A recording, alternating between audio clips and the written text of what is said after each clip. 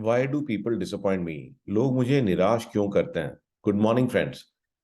तो ये स्टोरी जो है ये एक व्यक्ति के बारे में है जो गौतम बुद्ध के पास पहुंचता है और उन्हें कहता है कि आप मुझे कृपया अपनी शरण में ले लीजिए।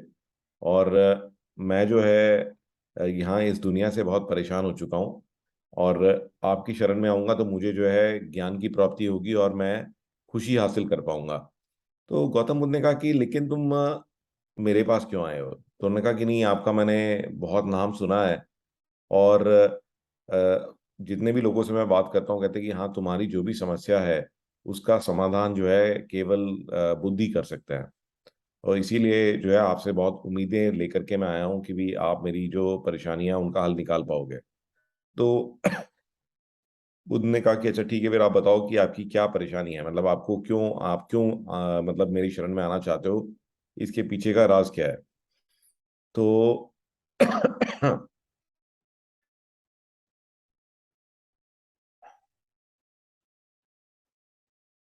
तो उन्होंने पूछा कि अच्छा बताओ कि तुम मेरी शरण में क्यों आना चाहते हो, इसके पीछे क्या, मतलब क्या परेशानी है आपको? तो उसने कहा कि मेरी जिंदगी में परेशानी परेशानी है और जितने भी लोग मेरी जिंदगी में, सबने मुझे जो है निराश किया है, डिसअपॉइंट किया है। तो मेरे पिताजी जो हैं उन्होंने मेरी शादी जो है, मैं एक लड़की को चाहता था लेकिन उससे ना करा के किसी और से करा दी। ठीक है, तो मैं बड़ा परेशान था कि भी वो जो मैंने जो नई जिस लड़की से मैं चाह रहा था उससे ना करा के किसी और से करा दी। एंड जो मेरी पत्नी बनी, जो लड़की मेरी पत्नी बनी, उससे भी मुझे बहुत उम्मीदें थी। लेकिन वो भी जो है वो भी सेल्फिश निकली और उसने मुझे फोर्स किया कि मैं कवि बनना चाहता था, बट उसने मुझे फोर्स किया कि नहीं, आप जो पिताजी का जो व्यापार है उसी में आप भी अ, हाथ बटाओ ताकि हमें अच्छी इनकम हो सके। तो वो भी जो है उसने मुझे मेरा जो पैशन है उसको परस्यू नहीं करने दिया। और मेरे दोस्त जो हैं, मेरे को उनसे बड़ी उम्मीद थी कि भी जो मेरा बिजनेस चल रहा है उसमें मेरा साथ देंगे, उसको बढ़ाने में मदद करेंगे। बट वो कोई भी जो है मेरा साथ नहीं देता। सब लोग अपने अपने काम में बिजी हैं, मैं बेचारा अकेला ही लगा रहता हूँ। तो मुझे ये समझ में आ गया कि लोग जो है इस दुनिया में बहुत ही लालची हैं, सबको जो है केवल अपनी ही चिंता है। और कोई मेरे को मदद करने के लिए नहीं आएगा, कोई भी मतलब मेरे को हेल्प करने के लिए नहीं आएगा, किसी को नहीं फर्क पड़ता कि मुझे क्या चाहिए। सबको अपनी अपनी प्रॉब्लम्स और अपनी अपनी चीज़ें चाहिए। तो यही मेरी प्रॉब्लम है, मुझे इसीलिए लगता है कि मैं आप ही की शरण में आ जाऊंगा तो फिर जो है ये सारी जो ये सांसारिक प्रॉब्लम्स हैं ये सारी दूर हो जाएंगी। ये जितनी भी प्रॉब्लम मैं फेस कर रहा हूँ अपनी पर्सनल लाइफ में, बिजनेस वगैरह में, ये सारी की सारी आपकी शरण में आके खत्म हो जाएंगी। तो आप कृपया जो है मुझे अपना शिष्य बना लीजिए। तो बुद्ध ने कुछ देर सोचा और उन्होंने कहा कि चलो ठीक है, मैं तुम्हें अपना शिष्य बना लेता हूँ, बट ये ऐसा नहीं है कि भी कोई भी ऐसे मेरे शिष्य बन जाएगा।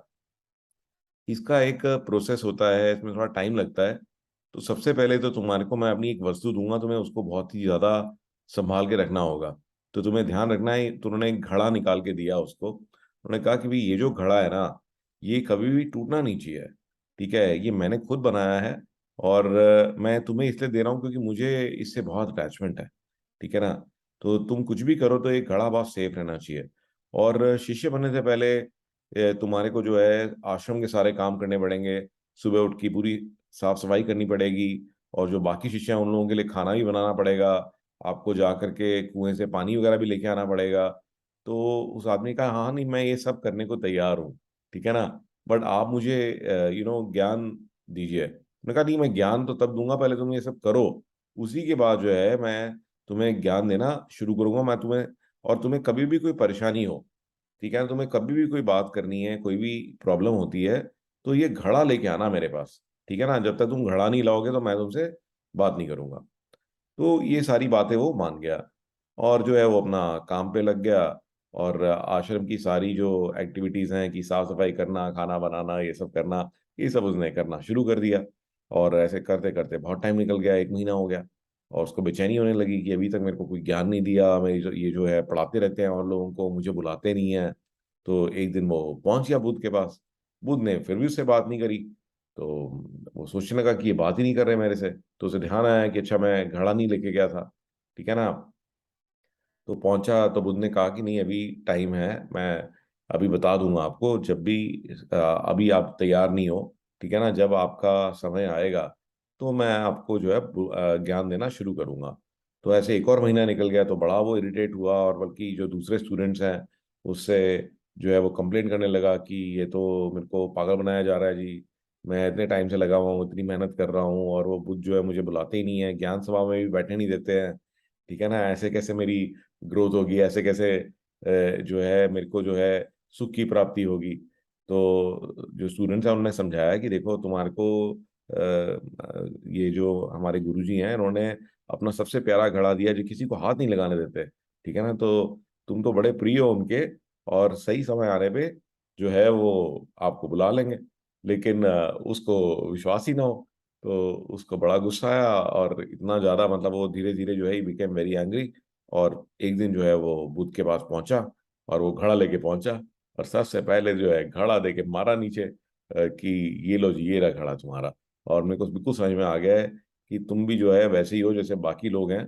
तुम भी बेसिकली अपना जो आश्रम का काम करा रहे हो, तुम्हें एक फ्री का नौकर मिल गया है, ठीक है ना, ज्ञान व्यान तो कुछ देना नहीं है मुझे, बस मेरे को उल्लू बनाना है, ठीक है ना, और कोई तुम अब महात्मा नहीं हो, और तुम भी बाकी तरह जितने भी लोग हैं उन तब की तरह बिल्कुल एक लालची आदमी ही हो। तो मुझे ये भी समझ में आ गया है कि मैं व्यर्थ ही आप लोग के पास आया, और मेरे को लग रहा था मुझे ज्ञान की प्राप्ति होगी, और जैसे और लोगों ने मेरा फायदा उठाया, आप भी उनसे अलग नहीं हो, ठीक है ना।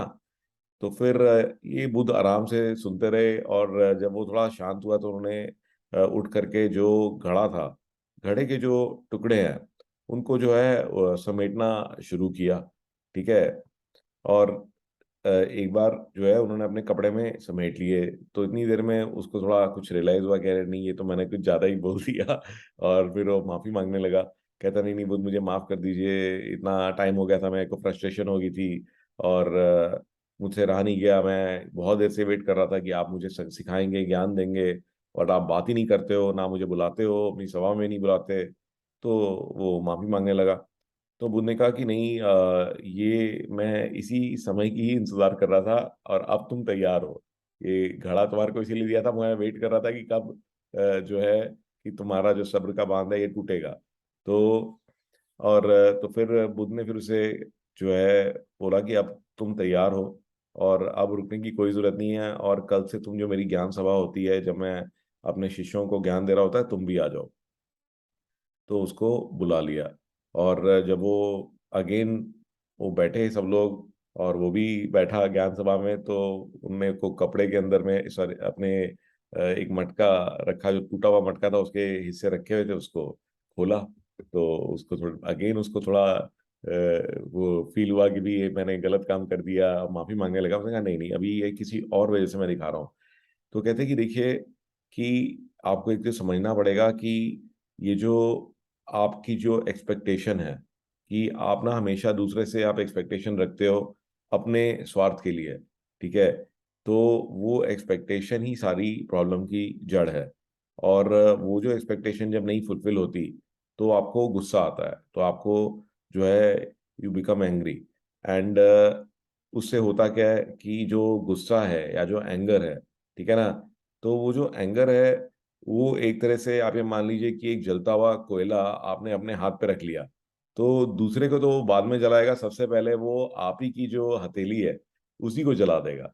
तो ये आपको समझना है कि जो आपने अपनी अपेक्षाएं रखी हैं लोगों से, जो एक्सपेक्टेशन रखी हैं, तो उससे कभी भी आपको लाइफ में हैप्पीनेस नहीं मिलेगी, क्योंकि वो आपके लिए रखी है आपने, वो आपका निजी स्वार्थ है, ठीक है ना, that is your own selfishness, ठीक है, कि मेरे को ये मिल जाए, मेरे को वो मिल जाए, वो मेरे लिए ऐसा कर दे, ये मेरे लिए ऐसा कर दे। ऑन दी अदर हैंड अगर आपको वाकई में खुशी चाहिए तो आपको कुछ और करना चाहिए। तो उस केस में आपको क्या करना चाहिए कि आपको अपने से एक्सपेक्टेशन रखनी चाहिए कि मैं दूसरों को खुशी कैसे पहुंचा सकता हूँ, कि मैं दूसरों की मदद कैसे कर सकता हूँ, और दूसरों को मैं हेल्प कैसे कर सकता हूँ। तो अगर आप ऐसा करोगे, अगर आप ऐसा करोगे तभी जा करके आपको खुशी होगी। और अब आपने क्या किया कि आपने जो है इन एक्सपेक्टेशंस के चलते आपने अपना घर वगैरह छोड़ दिया, आपने अपने हस्बैंड को अपनी वाइफ को डिजर्ट कर दिया, और आप भाग करके मेरे पास आ गए, ठीक है ना। तो ये इस तरह से आप जो भाग रहे हो, तो इससे काम नहीं बनेगा। तो उसने कहा कि नहीं, मेरे को ज्ञान की प्राप्ति कैसे होगी। उसने कहा कि ज्ञान की प्राप्ति तो आपके घर में रहते हुए भी होगी, तो आप वापस घर लौट जाओ। और मेरे जो शिष्य हैं वो आपके गांव में आते जाते रहते हैं, तो आप उनसे बात कर से रह सकते हो, और आश्रम में आ सकते हो, और ये ज्ञान की जो ये सेशन है ये अटेंड कर सकते हो। तो आपको किसने बोला है कि आपको सारे टाइम यहीं पे ही रहना है? ठीक है ना? तो अब आप अपना सोचने का जो नजरिया है उसको बदलो। तो सारे टाइम जो है औरों से एक्सपेक्टेशन रखने की जगह, ठीक है ना, खुद से एक्सपेक्टेशन रखो कि मैं औरों की हेल्प कैसे कर सकता हूँ। और ये करके देखो, फिर देखो कि आपकी जो आपको जो परेशानियां हैं, जो आपको गुस्सा आ रहा है, वो सब खत्म हो जाएगा, और आप बहुत ही सेटिस्फाइड और बहुत ही खुश फील करोगे। तो गाइज ये बहुत ही अच्छी लगी मुझे स्टोरी, क्योंकि ये हम लोगों के साथ भी रहता ही है कि हाँ उसने ऐसा कर दिया, उसने ऐसा कर दिया, और हम हमेशा परेशान रहते हैं कि हाँ चीज़ें हमारे हिसाब से नहीं चल रही। लेकिन रियलिटी में ये सब हमारा अपना स्वार्थ है, ठीक है ना? एंड जैसे हम सीखते हैं कि भी गिवर्स गेन, तो जो देता है उसी को मिलता है। तो जो आप डालोगे यूनिवर्स में वही तो आपको वापस मिलेगा। जब आप दूसरों की मदद करोगे तो लोग खुद आपकी मदद करेंगे, ठीक है ना? और जो आप डाल रहे हो यूनिवर्स में, अब आप खुद की सेल्फिशनेस डाल रहे हो कि हाँ मुझे ये मिल जाए, या वो मेरे लिए ऐसा कर दे, ये मेरे लिए ऐसा कर दे, तो ये मेरी जो रिलेटिव्स हैं, मेरी जो फैमिली है वो मेरे लिए ऐसे नहीं कर रही, ऐसे नहीं कर रही। आप उनके लिए क्या कर रहे हो? आपने कभी इसके बारे में सोचा है? तो आप उनके लिए कुछ करोगे तो आपको भी खुशी मिलेगी, और बगैर किसी एक्सपेक्टेशन के करिए, और फिर चमत्कार देखिए कि नॉट ओनली कि भी आपको खुशी मिलेगी, और यूनिवर्स जो है खुद ब खुद, जब आप निस्वार्थ कोई काम करते हो, तो यूनिवर्स भी उसी आदमी को जो है ज्यादा देने की कोशिश करता है। तो आइए आज का एक छोटा सा टेक टिप भी देख लेते हैं। तो कई बार जो है हमें डर रहता है कि हम जो भी काम कर रहे हैं नेट पे, वो कोई और ना देख ले, या किसी और को पता ना लग जाए हम कोई ट्रांजैक्शन कर रहे हैं, या कुछ और काम कर रहे हैं जो हमें सीक्रेट में करना है। तो उसके लिए वेबसाइट है duckduckgo.com। तो यहाँ पे जो है आप सर्च कर सकते हो विदाउट बीइंग ट्रैक्ड। तो आप कुछ भी सर्च करेंगे तो वो ना ट्रैक नहीं होगा। नहीं तो अभी आप कुछ भी जो करते हैं वो जो है वेबसाइट जो है ट्रैक करती रहती हैं, सर्च हिस्ट्री में आती रहती है, और सब जगह में वो चीज़ दिखती रहती है। बल्कि इसका एक एक्सटेंशन भी आता है, आप जो है इसको अपने ब्राउजर में ऐड करा सकते हैं, या फिर अपने मोबाइल फोन पर भी इसको डाउनलोड कर सकते हैं। तो ये जो डक डक गो जब आपके ब्राउजर में आ जाएगा, तो जब ये ऑन होगा तो आप कुछ भी करेंगे तो वो कहीं भी सेव नहीं होगा, कहीं पर भी वो ट्रैक नहीं होगा, और उसमें कोई कुकीज वगैरह है, कोई भी और टेक्नोलॉजी से आपको ट्रैक नहीं किया जा पाएगा। तो आई होप कि ये टिप जो है ये भी आपको कहीं ना कहीं मदद करेगी। I look forward to seeing you with another story. Have an amazing day.